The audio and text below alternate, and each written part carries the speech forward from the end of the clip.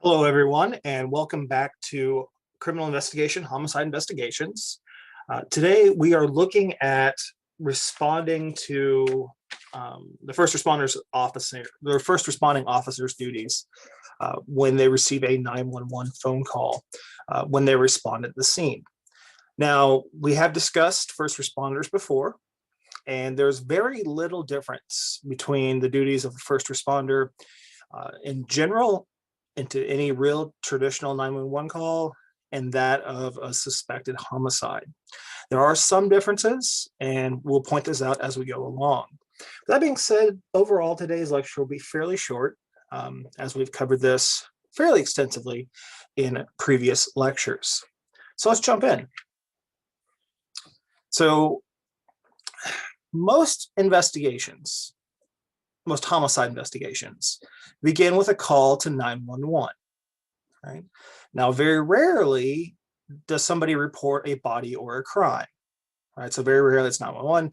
Oh, I found this body on the sidewalk, or I just saw some guy stab this woman to death, or something along those lines. It's very, very rare, right?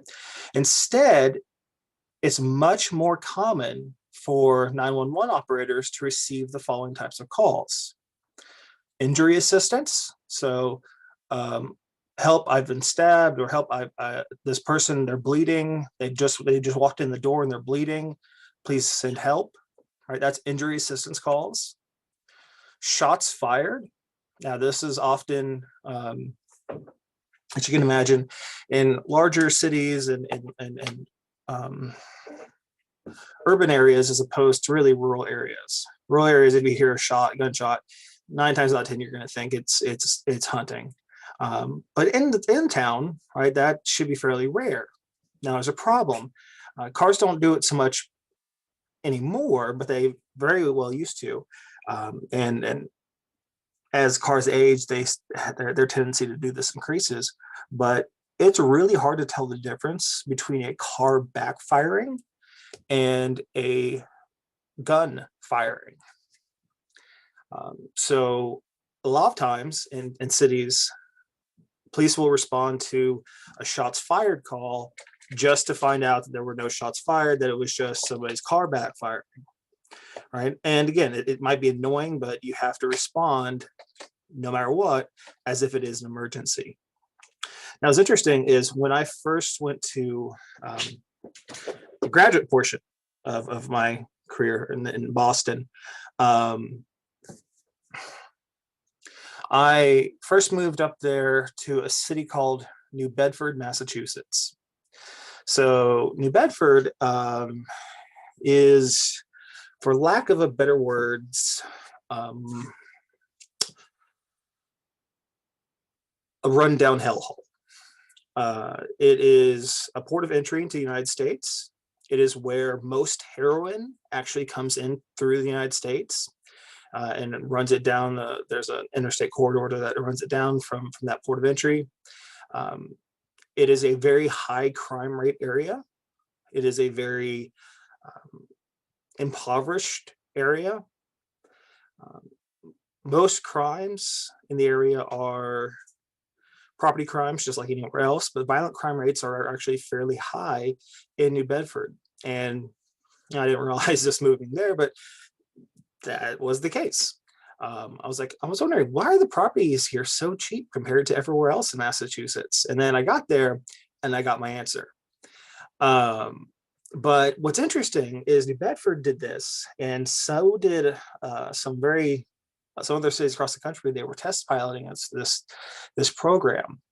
If you looked on top of telephone poles, every few telephone poles, there'd be this weird, like, almost looked like loudspeaker type device on top, right? And what it really had was like, it was just a bunch of different holes, a bunch of different little branches aimed in a circle at the surrounding area, right? So a 360 circle on top of this telephone pole. And come to find out, what that was it was to detect gunshots. right? Because again, in this city, like, I mean, it was a very heavily gang-ridden city. The mafia doesn't exist, but it absolutely exists in this city. And like I said, it's just it's sad because it used to be a really great place, and it's really run down. Um, but it happens so frequently that they needed to install gunshot detectors on top of phone poles. And the idea behind it was actually pretty smart. It wasn't that people don't report gunshots. And again, most of the time that people don't report gunshots, right? They don't want to get involved. And that's kind of a hallmark of anywhere you go. You don't want to get involved, right? People just, they're like, somebody else is handling it. Somebody else is taking care of it. It's not my responsibility. I don't want to get involved. Hands off. Well, that's happening in New Bedford. But even when callers would call in, there might have actually been a gunshot, but they might not have discovered the body if there was a murder or somebody was injured for hours or even days. And that was because it's really hard, especially in urban areas, to detect where a gunshot originates from. And the reason is because there are so many buildings and other obstacles that the gunshot can bounce off of, right?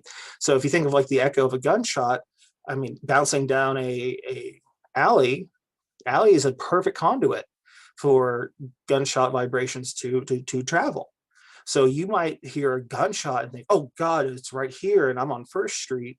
When in reality, there was just a really long alley and it actually happened down Third Street, right? So it's really hard to pinpoint exactly where gunshots come from. Um, so they've tried out these devices. I know Camden, New Jersey adopted them. I think Chicago, the South Side especially, has adopted them. Detroit has adopted them, so that they are starting to become more and more frequent things. And the idea is they are so fine-tuned. They can tell the difference between a gunshot and a car backfiring. They can, because they're a network, it's not just one telephone pole, it's a network of telephone poles. They can triangulate, almost like you do with a cell phone, where in this little area that the gunshot came from. And then it sends a notice to 911 and first responding officers as to exactly where this area is. Now, theoretically, this keeps officers safer, right? Because they might, before, if they were responding to a call on First Street and the thing actually happened on Third Street, they could be ambushed, right? Here, it's the gunshot occurred in this very well-defined, usually fairly small geographic area. So you can be very much on the heightened lookout and very much on your senses in that area. So shots fired is very a frequent one, again, becoming a little bit more high-tech and for the better. And then the final type that we see in terms of what generates a homicide investigation, or what will notify officers, first responding officers, of an event that's ultimately a homicide, is screaming, otherwise known as domestic disturbance, right? So this is a tough one, because it requires the person who hears the scream to make judgment calls, right? So there's obviously a difference between children screaming who are just playing and they're screaming and they're playing and they're, doing that stuff, and children screaming who are being abducted. Now, there's no, we're not experts, right? The general public is not experts in the difference between screams. And so it's really a judgment call that you have to make. I will say this: when I first moved to Elmira, is actually before classes started, my first term here, I was working in my office and I had the windows cracked, and I heard what sounded like some shouting, but it was muffled, so it sounded like it was coming from a little ways away. And so I'm like, okay, I mean, shouting. I mean, that's, you have a First Amendment right? Like, if you want to shout at somebody, like, you can. As long as the words aren't threatening and I didn't hear the words, it's, it is what it is. But a little while later, I distinctly heard the word screamed, "Help."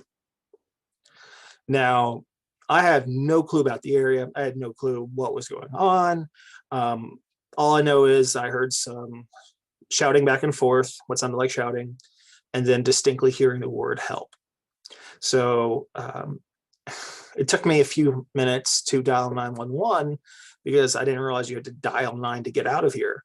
So I finally got a hold of 911 and I said, "Hi, I'm Daniel Clay. I am working in my office at Elmira College, and this was in Gillette Hall at the time. And I've just heard some shouting, and I've just heard a distinct cry, and it sounded like a woman's cry, the word help." And the 911 operator was super nice, and she was very patient with me because I had no clue about the area. I had no clue where I was. I didn't know which street my office was on or next to or anything like that. And so the operator goes, "Okay, can you tell me your location?" And I said, "Elmira College." She goes, "Okay, where in Elmira College? Which street?" I'm like, "I don't know. I'm in Gillette Hall, which I know is a really old building next to the original building.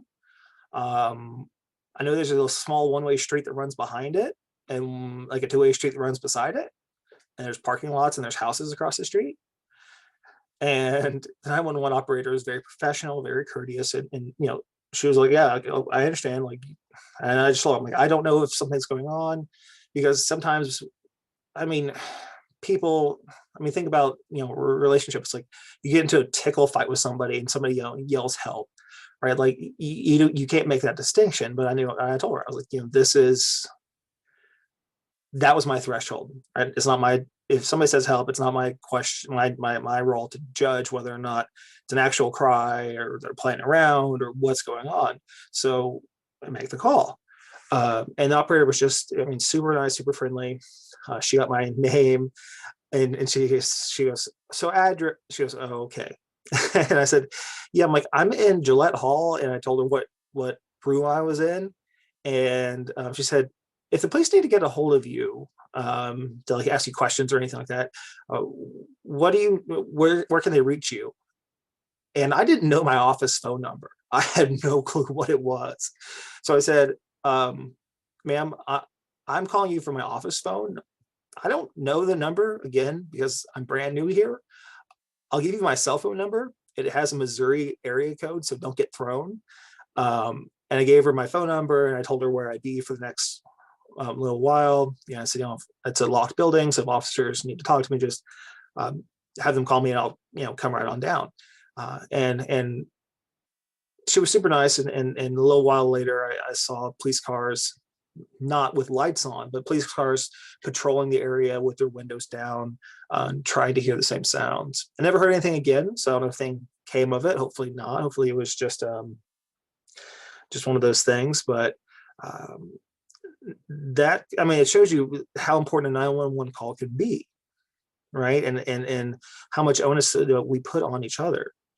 Now, the worst type of 911 call that you can get is the domestic disturbance, right? So this is usually this is the officer's worst nightmare, because this is usually if people in a sexual relationship are in a fight, all right? And like, yes, people in relationships fight all the time. Like, it's just, you can't avoid fighting with somebody. Like, I always hate people like, "Oh, we got into a fight, we're not in love." No, you got into a fight because you're living with a person. That just naturally happens. But and most people have a threshold, right? So they've heard fights before. But when it gets into screams, not just like yelling back and forth or shouting, it's screaming, or it sounds like there's abuse happening, that's a domestic disturbance call. And those are the ones officers are generally hate. Not only because it's a bad thing, obviously, but it's actually because it's the number one type of call where an officer is most likely to be injured or killed. Domestic disturbance calls, they're not great, because it's adding heat to the fire, right? So you already have two people, presumably two, it could be more, but you presumably have two people whose irrational brains have shut down for the most part, for temporarily, and they're just using their animal brain, their animal instinct to attack each other and fight each other, say the most vicious, horrible things they can. And there may be physical abuse involved and whatnot. And then that's bad enough if it happens behind closed doors, right? Because we know that most abuse, child abuse, domestic abuse goes unreported, because people think the other person's going to change, or they're scared to leave, or a multitude of reasons. So because it is such a tense situation, officers know that when they arrive, their mere presence is adding fuel to that fire, right? Because now they have people out there who have guns and lights are on, and now people around the area can see, and they're paying attention to what's going on, right? And so this is the time where if somebody wants to make good on their threats to harm someone, they will. And if they have nothing to lose, they'll harm responding police officers. So again, it's a really, really difficult. It's not saying that every time you get this, a police officer dies. It's nowhere close to true. But it is probably the number one 911 call that officers will get at least injured or killed in. And again, injury can occur just by breaking up a fight between the two, right? Like he get punched in the face, as like you're breaking up the fight between the two parties. That includes that type of injury. But law enforcement doesn't like it. They absolutely hate domestic disturbance calls. And a lot of law enforcement has actually started to look at different ways to handle domestic relations phone calls, right? Domestic disturbance, sending out maybe like a social worker or things like that, as well as police officers, people who are trained to de-escalate situations, just because it is such a dangerous thing. But these are the top 3 phone calls that 911 is going to receive that will have the ultimate result of a homicide or a dead body being found, right? Whether this is you get to the scene and get the person rushed to the hospital because they're bleeding out and they die in the hospital, it's still back to that homicide, right? So there are judgment values and judgment calls being made, and it puts a very special onus on 911 operators to do some very special things. And we'll talk about some of the steps they have to go through in a minute. That being said, 911 calls are very rarely sufficient to determine if a death has occurred, and manner of death, right? So as a result, first responders are normally dispatched. So very rarely can you say, yes, this person is dead and we're gonna believe you. But if you say this person doesn't have a head, well, then we're probably gonna assume they're dead.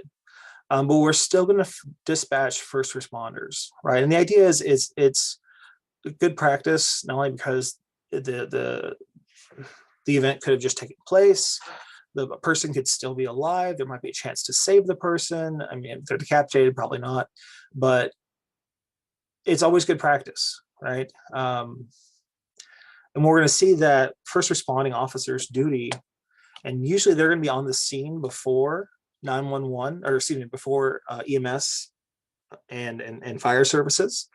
So they have a lot of duties placed upon them, but we're going to see that their number one duty is to preserve life.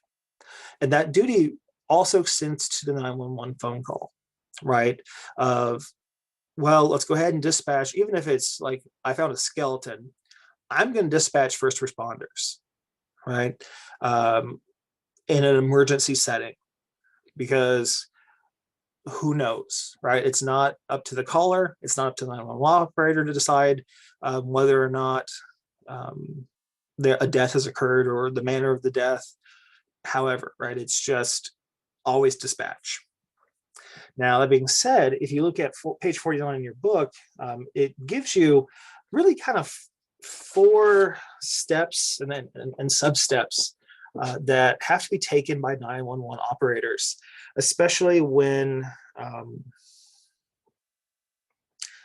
there appears to be something out of the ordinary. So instead of just like somebody's having a heart attack in a restaurant or something like that, but where there's looks like there might be foul play or there's something extra going on. So most of what 911 will do is now electronically obtained automatically, right? So when you place a call to 911, this used to be a lot easier with landlines, right? Landlines, you placed a call to 911. 911, it would go through a computer, know exactly where you were calling from. I would show them your phone number, your details, stuff like that. Then we have the emergence of cell phones. And cell phones, when you dial 911 from a cell phone, you do not get connected necessarily to your local 911 call center. Instead, the cell phone companies have partnered with law enforcement and first responders to create these giant first responder call centers for people, usually regionally, right? So you might get like, if you're calling from, let's say northern Pennsylvania, you might get a 911 call center in New York City, right? They're regional.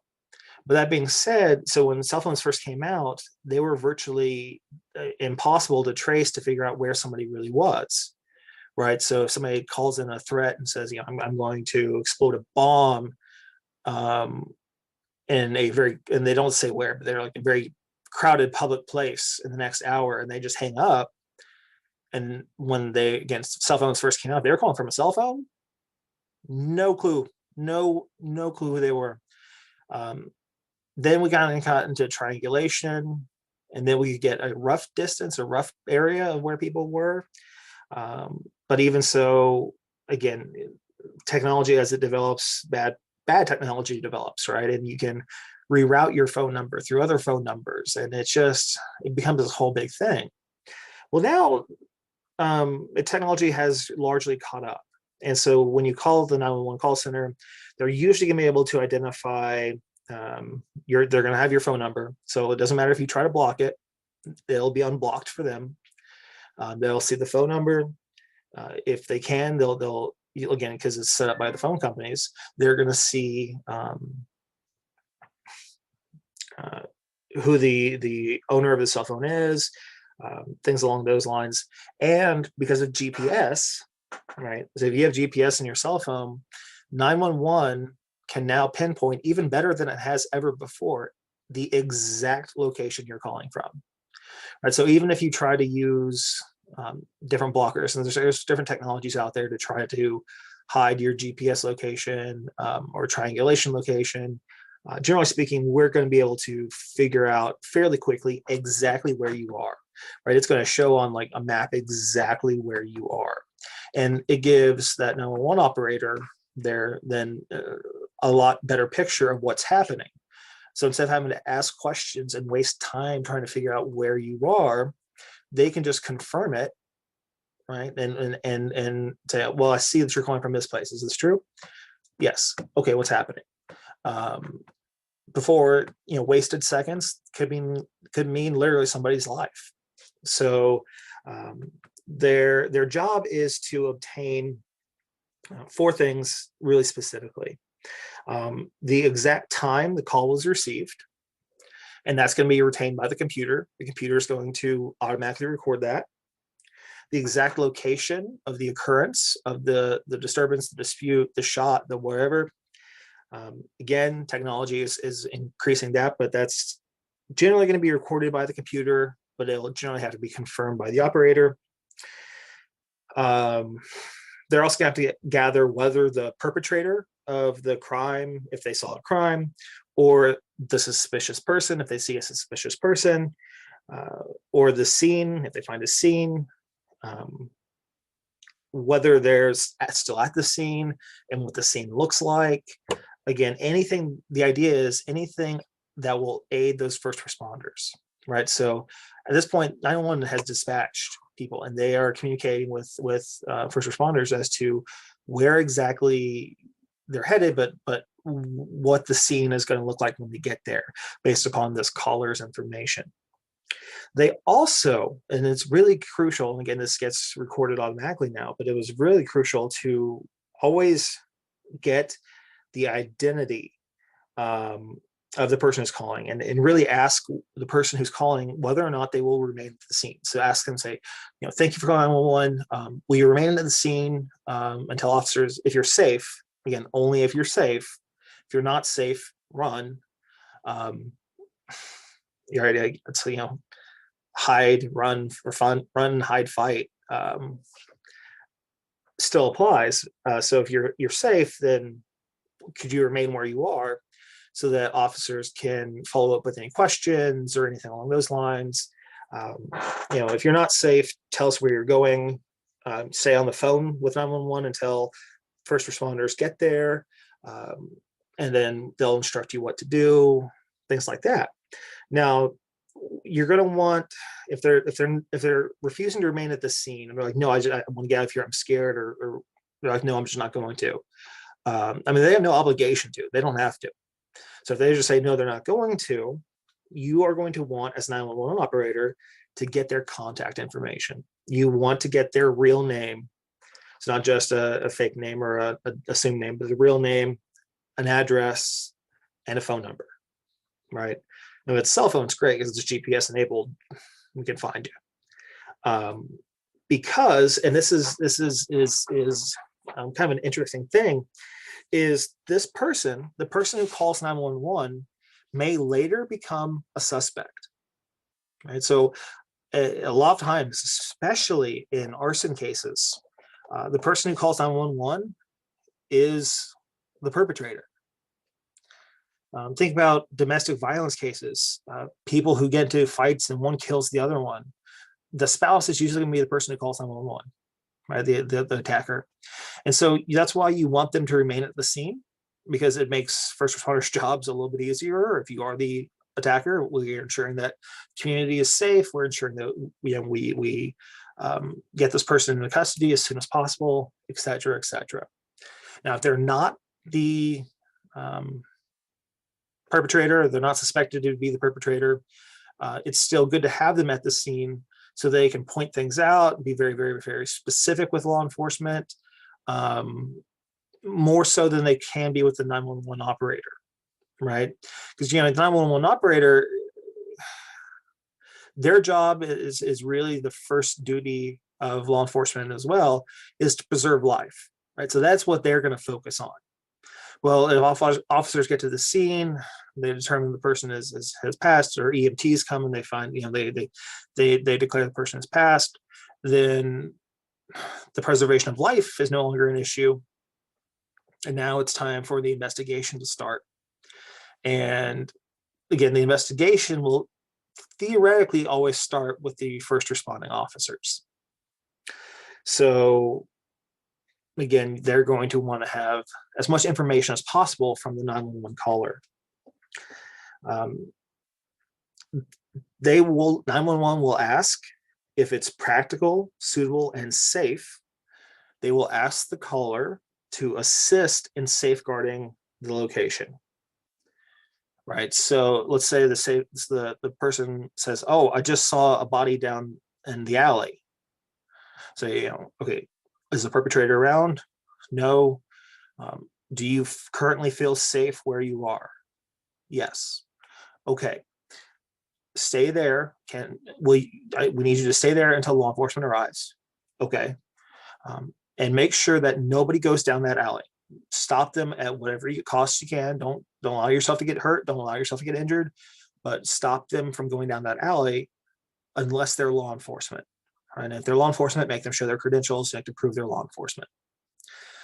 And the idea, again, behind this is we don't want anybody to disturb the crime scene, right? If the person is already dead, then it's a crime scene. If they're not, it's still going to be a crime scene.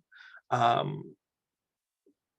we don't want people who are not trained in responding to crime scenes, or responding to emergencies, to enter this area, right? We don't want people just looking to look, because then you have cards exchange principle, right? Everybody who comes in is going to leave something behind, so you're going to have footprints, foot traffic, physical evidence might get destroyed, obliterated, you name it.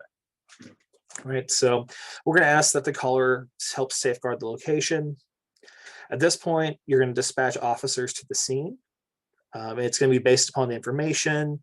You're going to have to dispatch a sufficient number of officers to the scene, as well as sufficient equipment.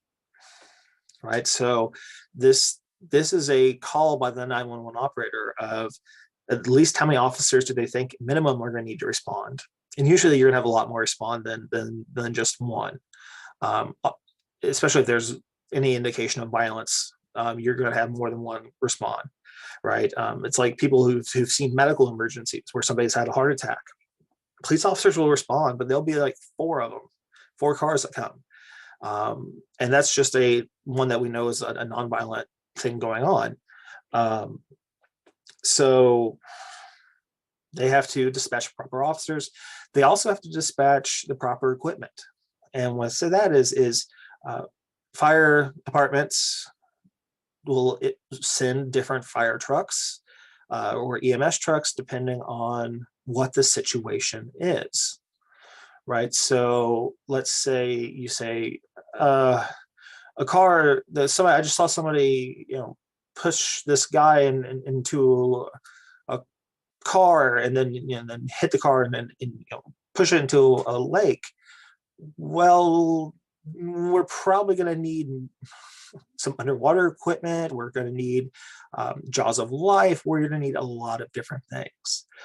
So the 911 operator has to think, all right, in this scenario, given what's happened based on this location, what will officers need, right? What will first responders need? And this is also true of CSI. Now, generally speaking, law enforcement and detectives will collaborate and they'll decide when CSI comes, like what equipment CSI will need. But this might be a preliminary determination as well. This will also decide if the coroner needs to be dispatched or not to make a decision or to aid in the investigation. That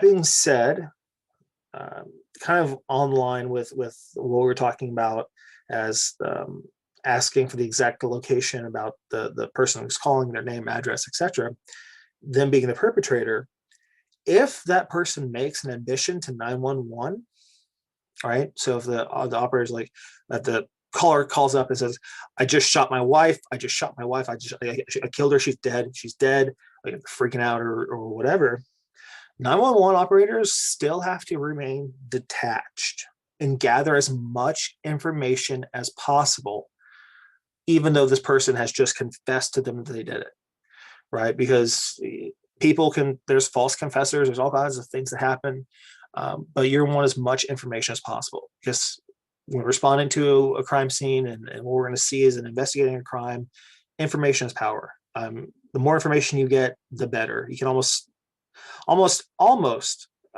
never have enough information. So they still have to remain neutral. They have to remain detached. They can't condemn what the person's done. They can't say, why would you do this? It is, okay, sir, talk to me about the condition of your wife. Okay. Now can you walk me through what happened? Right. And the whole time they're having this conversation, the operator has already dispatched officers, ambulance, everything like that to the scene. And the idea is if we keep the caller on the phone, less likely they're going to get spooked and run, right? That they will, if they've made an admission, gives them less chance, less time, and response times are very quick, but less time to think, oh God, I'm gonna be put in prison for the rest of my life, and then just take off running.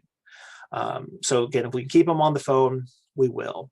Not just ascertain their phone call or not just ascertain their location like you would see on TV, but because if they've made an admission, we don't want them running. And we want to know if they're going to be violent, right, when police respond. So a lot of times the 911 operator will have to judge the temperature of the person, right? So let's say saying, "Oh my God, I just shot my wife. I just shot my wife. I'm so sorry. I'm so sorry. I just shot my wife. I just shot my," like they just keep repeating the same thing over and over again. But there's remorse to it. It doesn't sound like they don't sound aggressive. You're going to inform first responders, right? You're not gonna, first responders aren't gonna be like, "Oh, okay, we'll just keep the guns away, not a big deal." No, they're still gonna come in very hot, but they're not going to come in such a, but they're going to have a little bit more reassurance that they kind of know what they're walking into, right? If you have somebody who's completely aggressive, who's, as soon as I did it, but as soon as I see that first cop, they're going to die. Well, guess what? Police probably aren't going to go kick down the door right away. It might be sending a SWAT team in. It may be having to begin hostage negotiations or surrender negotiations, what have you. So again, knowing this information, and 911 operators, God bless them, they have one of the toughest jobs in the world, because they have to hear the worst parts of humanity and know that there's really not a whole lot they can do about it besides send help, but have to decide what help to send, and have to be reasonable and rational in that moment where somebody's having an emergency. You can't let yourself be caught up in that emergency, right? Like you have to remain neutral, detached, almost emotionless, so you can assess something that this person who's in the moment can't sufficiently assess. Right? And again, it's for the safety of first responders, for the preservation of life, et cetera, et cetera. So, as I've said before, the first responder, right, the responding officer, they technically initiate the investigation. So, as soon as the first responder ends up on the scene, arrives at the scene, and again, call times can vary from 20 seconds to 2 minutes, sometimes 5 minutes, depending on your location. Right? If you're way out in the boonies, we're talking, it might be 45 minutes, an hour before first responders can get to you. And that's always something that you need to take into account. Is, what if I need to call 911? If you're like choosing a place to live, what if I need 911's help? Like, is it okay to be here? I'll share this. So I was in a fraternity in college, and I had two fraternities that were fighting over me.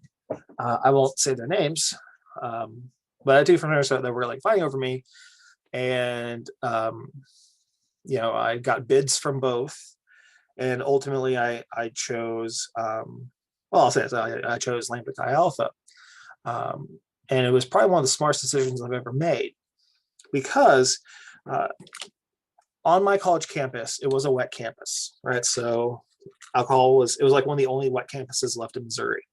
So alcohol was readily available. And usually the fraternities all got together, or, well, their pledges at that point, or whatever they referred to them as, they would have a big party, right, on bid day. Each fraternity would. The sheriff at the time said, and like law enforcement would turn a blind eye, right? Like our fraternity houses were like basically right next to the police station. But law enforcement would just turn a blind eye and just be like, you know what, as long as they're being safe, we don't care. But then we had a sheriff who was elected, who was running for re-election at the time. So he had this get tough on crime mentality. And he said, no more of this turning a blind eye. If anybody on bid day drinks and they're under 21, they're going to be arrested. We're sending in uniformed officers, ununiformed officers. Like, and like he just went crazy over this. And this was a small campus. So like, it was like, dude, there's other stuff going on. It's a pretty big city. Like, think about your priorities. But that was his priority. So what it did was it forced the fraternities, they were still going to have their party. I mean, so there's like, okay, we'll just have it off campus, right? Like, we'll just have it away from the house. So people with like the fraternities got in contact with alumni, older brothers, people who had been in the fraternity, who maybe had, who were wealthy, who had nice houses, who maybe had like lake houses and things like that, that they could go to. So like we actually ended up driving, I think it took us like 2 hours to get there, but we went to this lake house that one of the fraternity brothers, the older fraternity brothers owned. He and his family owned, and that's where we had our party. And yes, there was alcohol, there was drinking underage, all that stuff. But it was this kind of just um, it was an atmosphere where there were people there to make sure that you were safe, and whatnot. So yeah, ultimately the sheriffs were walking around empty an empty fraternity row. But the other fraternity that I had was interested in, what I was thinking of, that was interested in me, they decided to drive, I don't know, it had been like 5 hours away into what's called the Boot Hill of Missouri, right? So Missouri kind of looks like a boot. It's a boot hill. Heel. I call it hill, but hill. To this giant, I guess some older members, family owned, some kind of like this giant piece of land down there, and so they decided to have their party there. Okay, that's, I mean, no different than anything we were doing. We just had a house, they didn't. But they didn't think about something. They had to drive 5 hours, and once you drive about 2 hours or even an hour really away from where I went to college, it is very, very rural, very rural. And in terms of there's nobody around, like nobody lives there. And so they went out to this unbelievably rural area, like 5 hours away from the college, and they were having a party. And one of their pledges was a diabetic who had not eaten that day and decided to show off and chugged an entire handle of vodka. Right? For a non-diabetic, chugging a handle of vodka would absolutely kill you. So I mean, if you were diabetic and you hadn't eaten, like, yeah, that's going to end very poorly. So the kid starts having a seizure, and the brothers call 911. Well, guess what? 911 said the ambulance isn't going to drive that far. So the brothers had to get this kid who was convulsing. They were talking to 911 on the phone, trying to do whatever they could to stop the convulsions, to help this kid out. But they were doing that as they were driving down the road. They actually had to drive an hour down the road to meet the ambulance that then turned around and drove an hour down the road further to get to the hospital. Right? Like they didn't even have a helicopter in the area to help out. So ultimately, somehow the kid lived. He was in a coma for quite a long time. I want to say he was in a coma for like almost 2 semesters. He was a very, very, very long time. And ultimately, the other fraternity, they got their class taken away in terms of they couldn't have any pledges. So all those kids, they got in big trouble. I mean, it was a horrible, horrible situation. And so, again, this is kind of the idea that you need to know where you are, right? And that 911 is not going to necessarily be universal in terms of how far it will go to help, right? There are limits. So you have to kind of think about that when you decide where to live. That being said, when the first responding officer does arrive, they have 3 primary duties, right? So the first primary duty is to preserve life, right? That is, and they'll tell you the same thing is true in the emergency room at a hospital. They will preserve life over limb. Like they try not to infect people in the hospital. Infections are a big thing, so they try not to do anything that would or could cause an infection in the emergency room. But they're like, if it saves this person's life, they don't care. Right? They have to save the person's life. So if there's doubt as to whether a person is alive or dead, generally speaking, we're going to take a look at a graph here in a second. Officers are going to look for breath stoppage, cessation of pulse, eye reflexing and clouding, and other signs like such as decomposition. Right. That being said, if the citizen who called 911 is still at the scene as asked by the 911 operator, they should never, never, never, never be permitted to come into the crime scene again, or period. And they should never assist in rendering aid, right? Because if they, let's say they are the person who killed that other person and they assist in rendering aid, well, suddenly you find their DNA on the body. Well, now there's a reason there's their DNA on the body, right? They're giving CPR or something along those lines. So first responders, even if it's just one officer, should be try to preserve life. Again, they keep the other person away as much as possible, but preserving life is key, right? If they can preserve life in any way, shape, or form, they will. So this is what they're looking for, right? So when we're protecting life, if we look kind of on the left side versus the right side, we have life and death.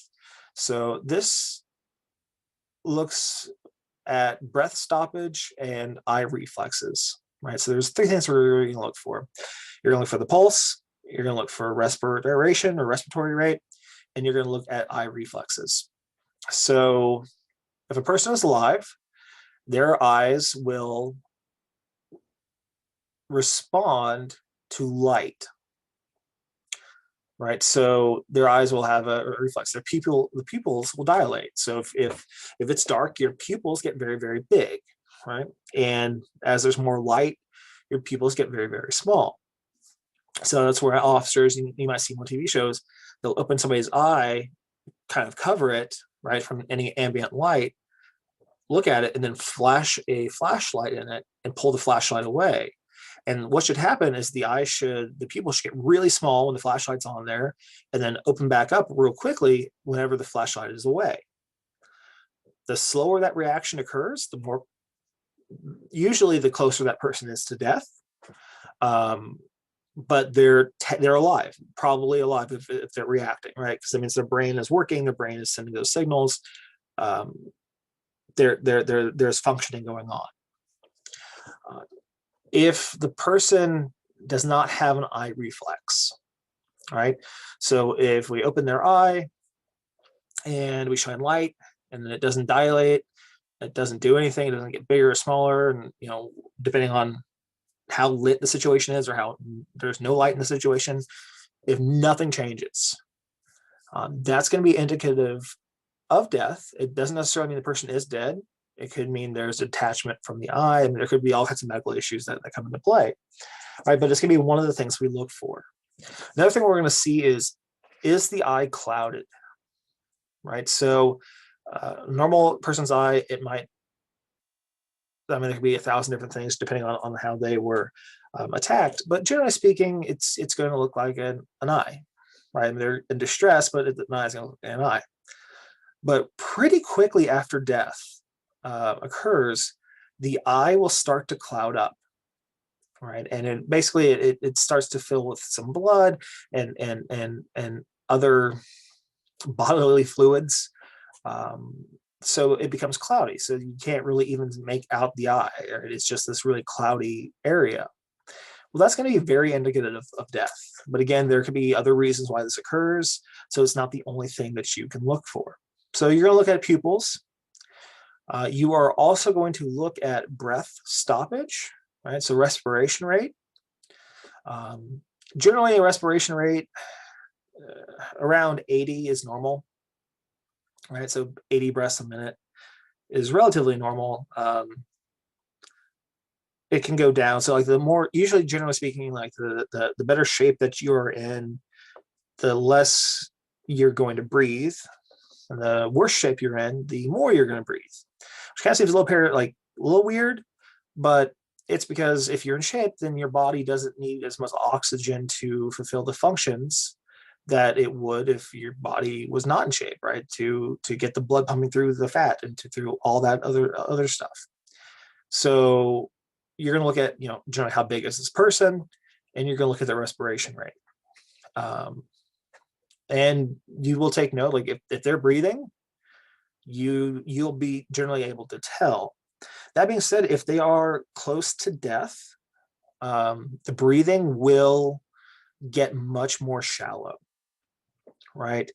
So the person will generally, and it's not always true, but generally start to have their breath slow down and become shallower and shallower, right? And that's kind of the nice death, which is, no death is nice, but it's better than the other kind. If the person is gasping for air, and they might even have a last breath that's a gasp, right? That's going to tell you like this person is dead, or this person, we might still be able to bring them back. We need to start performing CPR. But if you arrive at the scene and the person is not breathing whatsoever, you can start CPR, but you have a limited window in terms of whether CPR will be effective or not. And you're going to look at the diaphragm. You're not necessarily going to look at the chest. So in this case, obviously, the person seems somewhat androgynous, but I believe they were trying to make this person look like a female. It's going to be really difficult to tell on a lot of people if they're breathing by just looking at their chest, right? So women obviously have breasts, and body after you die, it does a lot of weird things, including exhaling. Like if you touch a body, like it can push, you can push the air out of the diaphragm. But that's the area where we're going to look for the breath. We're not going to look for the breath in the chest. We're going to look for the breath in that general area, the diaphragm, because that, when you breathe in, that's what fills up and gets larger. When you breathe out, reduces and gets smaller. So that's what the area we're going to look for breath. And then probably one of the most important things that we're going to look for is the pulse, right? And this is the radial pulse. So you can take your hand, if you would like to do it, and place it as demonstrated here. And usually you're going to do three to four fingers. This one just doing two. But you're looking to find brachial artery from which you can find the pulse.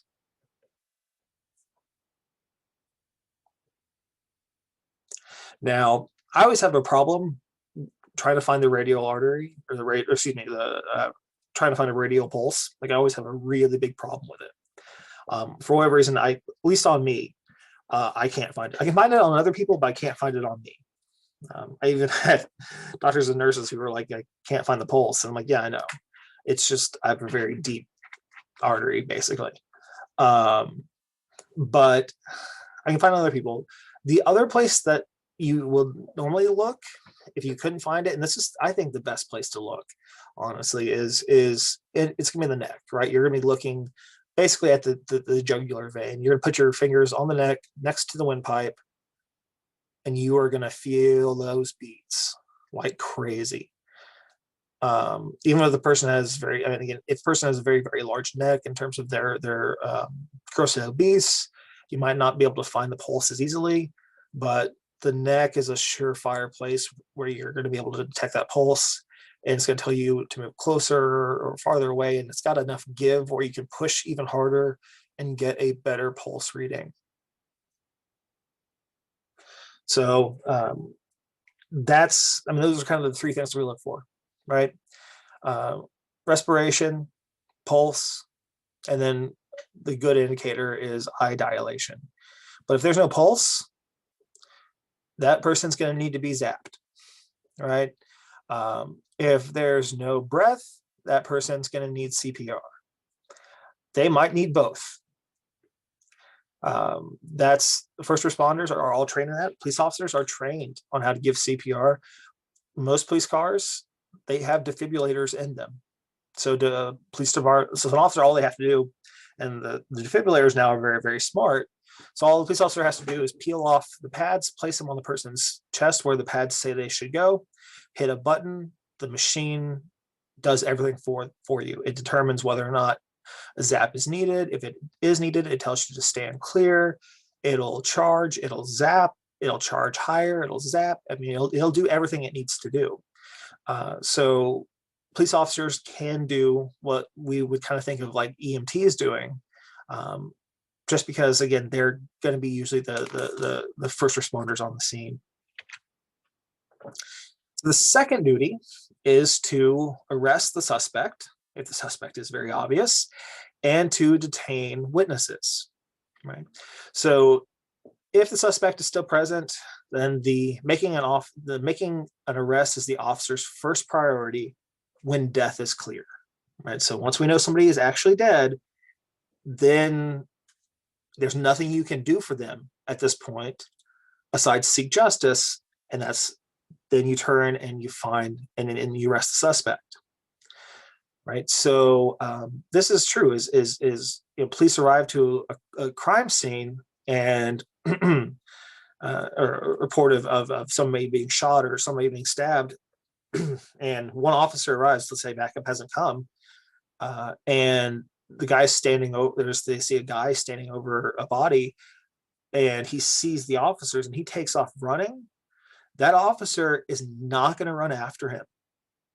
That officer is going to go to that body, check to see if the body is alive or dead. If it's alive, stay with the body until EMTs get there to perform whatever first aid needs to be performed. And then, as they're doing that, fill in other officers who can look around the scene.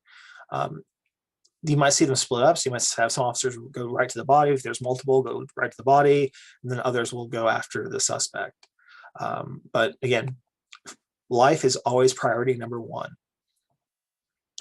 So if the suspect has fled the scene, right, you made the determination that the person is dead, the suspect has fled the scene, then you should conduct a safety check and render any aid that you can. Safety check is, are there other offenders? Is there a weapon in the area? Is there a bomb in the area? Do a quick sweep of the scene, see if there's anybody else that needs help. If there's anybody else in the area, you just need to be sure that it's safe and render aid appropriately. At that point, responding officers should notify command via telephone of the finding of the person being deceased, the person's body. This is because we don't want them broadcasting it, right? Broadcasting that information. You can get an app for your phone. I have it on my phone. It's fun to listen to sometimes, but you can get a police scanner app. And what it does is you can choose any city in the damn country and listen to the police, the radio calls, right? So you can hear them talk and respond and stuff like that. And we don't necessarily want that especially for homicides, because again, the suspect might be listening to the police scanner, and people might get attracted. Like, you get those people who get real nosy and might want to come to the scene. Well, the problem is if they come to the scene, then we have to separate them from witnesses and all kinds of other stuff, and they can contaminate the scene. So we don't want them to do that. We don't want them to broadcast it. We do it via secure telephone that you're going to need law enforcement officer or other law enforcement or that there's a death and it needs to be investigated. Now, I will say this. When I say people respond, like, will be nosy and go respond to like go out and see what's happening, what they hear on the radio. I did that in college, like a lot. So obviously in undergraduate, I was a criminal justice major. At the time, my girlfriend was also a criminology major. And like we'd geek out, we'd listen to the police scanner, and then we'd go try and find what was happening. Right. So one night we went out because the officers were in hot pursuit of a vehicle. Like, this car had fled from the scene of something. I forget what they were wanted for, but they had fled for the scene, and they were driving down the streets of the city at high rates of speed, zipping in and out, all that jazz. Well, officers were talking like, oh, they just took a left on Washington. They took a right on Miller. So what did we do? We like went the opposite direction to like see if we could just see the chase go by, right? Just to see if the police chase go by. I was not expecting to be caught up in the chase because I was driving. I got cut off. Actually, I ended up getting cut off by the suspect who made a turn right in front of me, who lost. I had to like screech my brakes, come to a stop. The car, their car, barely misses mine, but they go screeching around the corner. They lose control of the car, and the car just smashes into the side of a parking garage. So I just stopped because like my heart is about to explode. So I just put on my flashers, and ultimately the police go to the vehicle. They get the person out. They get the person medical attention, and then they come over to me and they're like, "Oh, are you okay? Or is everything fine over here?" I was like, yeah. They're like, thank you for stopping. We just need to get your statement as to what you saw. So like you can that's what they want to avoid, is they want to avoid people making themselves a part of the incident, right? They want to avoid people like me. So that's why we use secure telephone.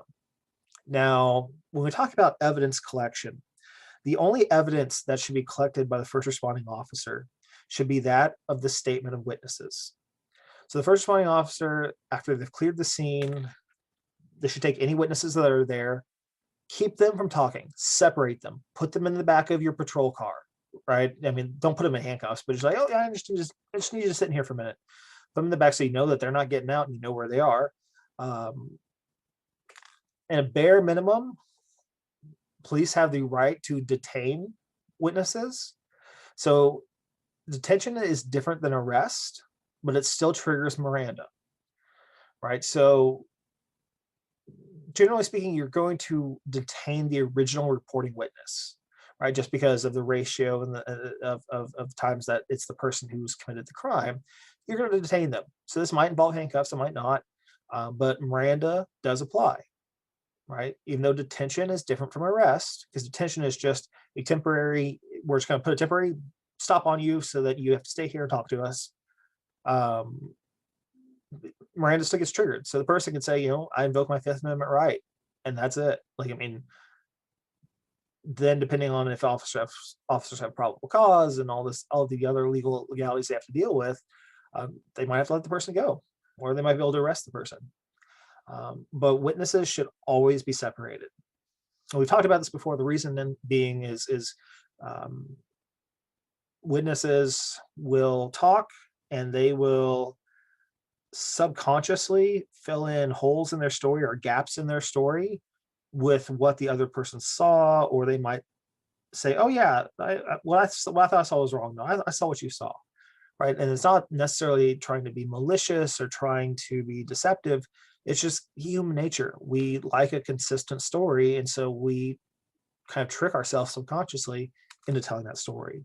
If witnesses can't talk, then they're going to tell us, if they tell us 3 different stories, well, then we have 3 different ways that we're going to have to respond, right? If they all tell us one story, if we have then that's great. We know that there's some reliability to this. If we have 4 witnesses, 3 of them tell one story, and one of them tells a completely different story, guess what? We're probably going to be real interested in that one that's telling the real different story. It doesn't mean that they're the suspect or anything like that, but we're going to not only follow what the original 3 have said, we're also going to follow what they've said. But we're also going to investigate them, because if it's drastically different and they were in the same situation, what's going on? Why do you think you saw what you saw? So again, this is really the only evidence that's going to be collected, are the statements of witnesses. And these are going to be the primary statements. These are just going to be, what'd you see? And they're writing it down in their notebook, right? This is not going to be a formal statement taken. That will be left for investigators. So again, if arrest is possible, so if the suspect is on the scene or they captured the suspect, officers must remember to read Miranda. Right, so everybody knows the Miranda rights. You have the right to remain silent. Anything you say can and will be used against you in a court of law. You have the right to an attorney. If you cannot afford an attorney, one will be provided to you before any questioning. Do you understand your rights? Yes. Do you wish to, knowing your rights, do you still wish to speak to us? Yes. Okay, so tell us what happened, right?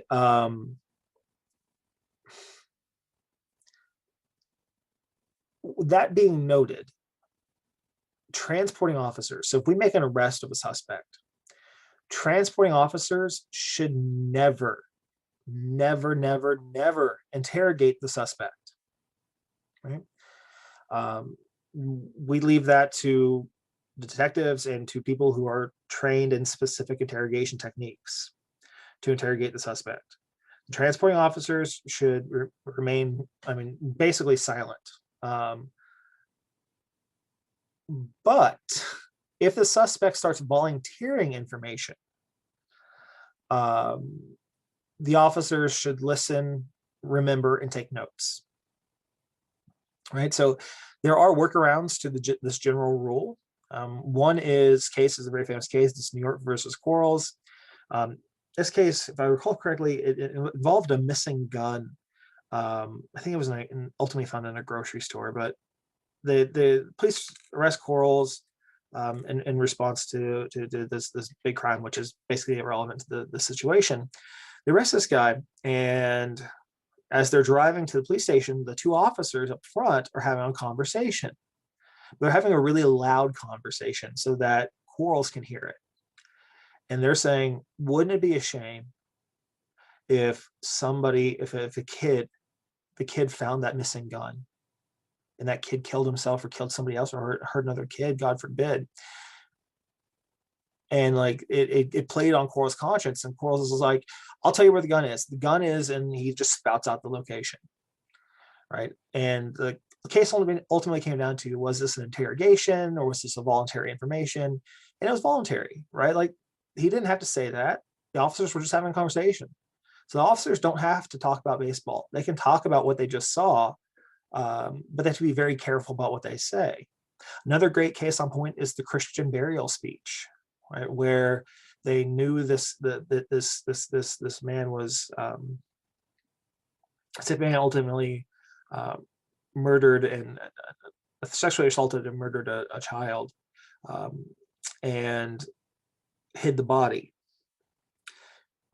But he was also very religious somehow. And so when officers finally arrest him, they can't find the body, but they finally arrest this guy because they figure out he's the guy who did whatever they did. And in the Christian burial speech case, basically what happens is the officers realize that this guy is very, very, very, very religious. And so they say, they're talking back and forth. They say, wow, really wish we could find that body. And then again, the officers are not speaking to the person in the back. They're not supposed to. But they can have a conversation up front. And so they have a conversation like, well, we really should, we can find that body. It requires a Christian burial. And then they look in the rearview mirror and they see the suspect pipe right on up. He's like, and they start talking about, if the consequences of not having a Christian burial and basically using this guy's beliefs against him. But they weren't talking to him. They were talking to each other. And so the question there was also, was that interrogation or voluntary information? If it's voluntary information, that's fine. They need to write it down. So police can talk about what they saw. They just should not be interrogating the person in the back. That being said, the best policy for police officers, absent exigent circumstances, is to remain silent. Just have a quiet drive. Or if you want to talk to the suspect wants to talk about baseball, talk about sports, talk about anything other than the crime. Right? And the rationale is officers might let something slip if they're talking about what they just saw or what's going on to each other. They might let something slip that the suspect overhears and then uses that to he knows that they have this information, and then makes up some kind of response as to why they had that information, right? It's a really interesting workaround. Now, that being said, the transporting officers, even if they're uniformed, even if they're in a patrol car, even if that's like their whole job is just to transport prisoners, they have to be reminded of their duties every single time prior to transportation of a suspect, right? So that every time they have to be reminded that they cannot interrogate the person in the back. I mean, does it happen? Yeah, but New York v. Quarles, they got lucky. The Christian burial case, they got lucky. We don't want that. We want you just, if best policy is to remain silent, and you're supposed to, even if you're an expert who's been in the field and all you've done for the past 20 years is transport prisoners, they still have to tell you, like, don't talk to them, don't do anything like that, just so that we know we're not violating Miranda and that we're not giving the suspect information that he or she can later use during their interrogation. So the third duty of the first responding officer, right, is to protect the crime scene. So if the officer suspects that the scene is or may become a homicide, they must immediately become what's called scene conscious, right? So they have to be alert to important details that are transient in nature and may be subject to things like chemical change, right?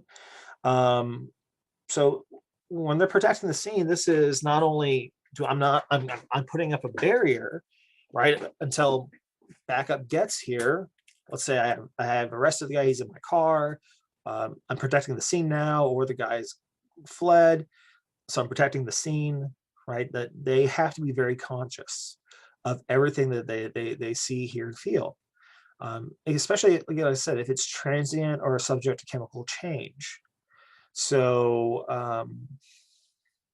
transient is anything kind of in passing. So maybe like certain odors, right? So if you smell perfume, well, you might perfume, the smell is only going to last for a couple seconds, right? Or you smell cigarette smoke, it's only going to last for a couple seconds. That's transient, right? It's subject to chemical change.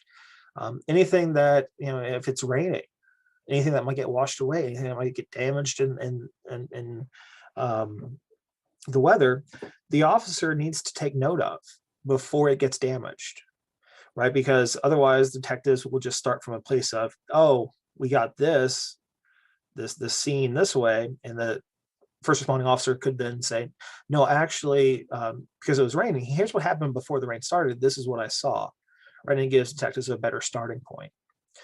So they're going to look for things, even the smallest things first responders need to look for. They need to look at the condition of doors and windows, right? Specifically, are they closed? Are they open? Are they locked? Are they unlocked? This is true if, like, you respond to somebody's like, oh, I killed my wife, and they take off running or whatever. Your first response is to preserve life, is you're going to get inside that house to help that person. So officers a lot of times don't think about, did I have to kick down the door? Was the door open? Was it locked? Like, how did I get in? Officers have to be very conscious of that in the moment, because it's really hard to recall. You can tell if a door has been destroyed, but was it open versus was it locked or unlocked? Those are very important things, because that's going to tell us about fingerprints. That's going to tell us about the offender's comfortability with the scene, all kinds of things. We're going to look for odors again, so like perfumes, gas fumes, cigarette smoke, etc. Evidence that might be obliterated or damaged, right? So this is true if it's raining, or maybe it's very subject to being destroyed, like tire tracks. Officers, if they can, take their cell phone out, take a picture of those tire tracks, right? Because those things can be damaged and obliterated so easily that we want you to just at least get us something, so that if it does get damaged, we have what the original looked like. Now, this is a hard one. Light switches. First responding officers need to be very cognizant and recall exactly if the light switches are on or off. Right? So again, if you are in this first responder mentality where you are trying to preserve life, you're going to kick down that door. If it's dark out, you're going to, like, if there's a light, you're going to have your flashlight, but you're probably going to flip on a light to help EMTs when they get there to do their duty and all that stuff. You might then get asked later by detectives, all right, so when you arrived, was the door open or closed? And you might, I don't recall. Okay, well, did you turn on the lights or were the lights already on? It's such a minor detail that, like, we just don't even think about it, especially when we have that adrenaline going inside of ourselves. But we need to be very cognizant of that, right? Again, because if the light is on versus off can have a lot of different consequences. We also need to know the condition of electronic appliances. Were TVs on? Were they off? What channel was the TV set to? That sort of thing.